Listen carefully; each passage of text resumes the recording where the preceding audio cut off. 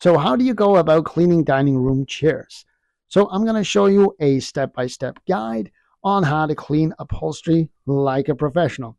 When you're dealing with dining room chairs, odds are you're going to deal with food stains. So make sure you get yourself a chemical that will break down the proteins so you can have an easier time cleaning up those stains. EnviroCare is the product I absolutely love. Works wonders on carpets and upholstery. So first step here, making sure you pre-spray everything.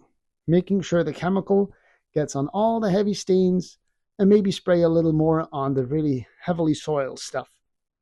The next step is agitating. So taking a scrub brush like this and thoroughly going around the upholstery and working everything loose, making sure all that stuck on dirt gets loosened and working the chemicals into the fibers.